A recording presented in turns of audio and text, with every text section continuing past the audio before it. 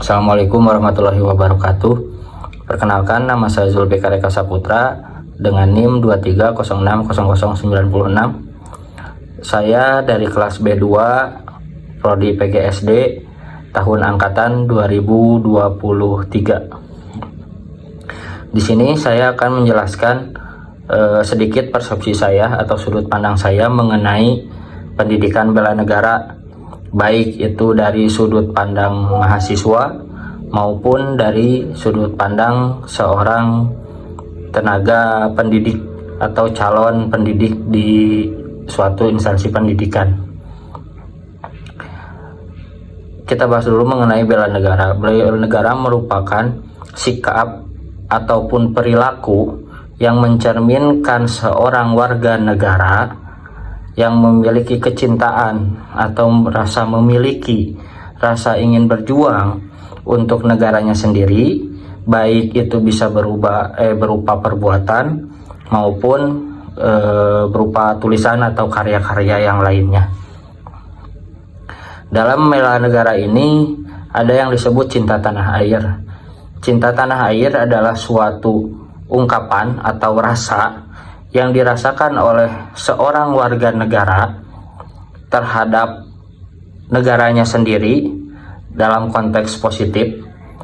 Dengan rasa cinta tersebut, seorang warga negara tersebut bisa menjamin atau mempunyai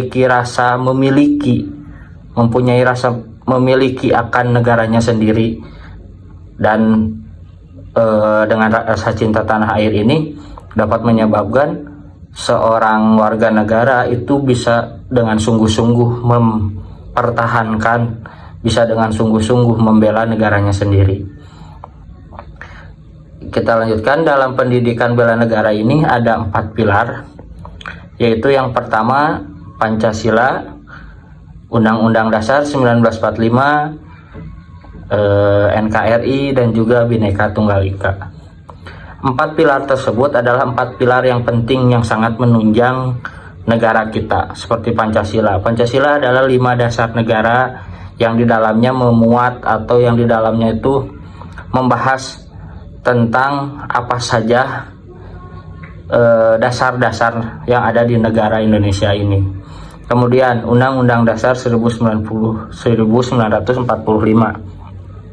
Undang-Undang Dasar 1945 ini adalah undang-undang atau suatu peraturan yang mengikat atau yang memperkuat apa saja yang ada di negara kita, baik itu aturan, perilaku, sikap, norma-norma, itu semuanya dibahas dan dijelaskan oleh Undang-Undang 1945 ini.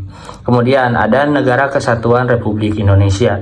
Negara Kesatuan Republik Indonesia ini adalah suatu negara yang memuat 2 poin yang tadi, yaitu Pancasila dan Undang-Undang Dasar. Namun Negara Kesatuan Republik Indonesia ini tidak bisa berjalan sendiri. Selain 2 pilar tadi, harus ada yang melaksanakannya, yaitu kita selaku warga negara Indonesia.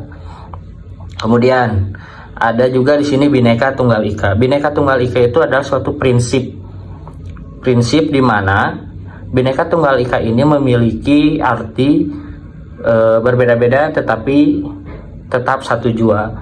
Di mana seperti yang kita ketahui bahwa negara kita itu, negara Indonesia adalah negara yang terdiri dari berbagai jenis suku, bangsa, agama, dan dibagi ke dalam pulau-pulau yang ada di Indonesia. Tanpa adanya prinsip Bhinneka Tunggal Ika ini, Indonesia akan terpecah belah dengan beberapa keyakinan, dengan beberapa prinsip, dengan beberapa unsur budaya-budaya yang berbeda. Tentu saja mereka akan memiliki rasa yang terbaik di negara ini. Maka dari itu muncullah prinsip Bhinneka Tunggal Ika ini untuk mengikat, mempersatukan keberagaman suku dan bangsa yang ada di Indonesia agar bisa bersatu, agar bisa saling menghargai, agar bisa saling menghormati satu sama lain, sehingga terciptalah kerukunan yang ada di Indonesia ini. Kemudian bagaimana pendidikan bela negara ini jika diterapkan dalam kehidupan sehari-hari? Tentu saja dengan kita mengikuti pembelajaran selaku mahasiswa, dengan kita memberi pelajaran kepada siswa-siswa di sekolah sebagai pendidik, itu adalah salah satu implementasi atau sikap pengamalan pendidikan bela negara. Karena kita selaku mahasiswa dengan menuntut pelajaran itu akan menunjang masa depan negara kita, yang insya Allah akan menjadi negara Indonesia yang lebih baik lagi di masa yang akan datang. Begitupun kita sebagai tenaga pendidik, sebagai tenaga pengajar di sekolah, ketika kita mengajarkan pendidikan bela negara ke siswa-siswa kita dalam pembelajaran Pancasila kah atau PPKN kah, itu akan menyebabkan generasi-generasi yang kita ajarkan di sekolah memiliki pengetahuan akan pentingnya bela negara Indonesia ini, bela negara-negaranya sendiri ini, agar apa? Agar kedepannya dia bisa mengamalkan dan mengimplementasikan juga dalam kehidupan dia sehari-hari.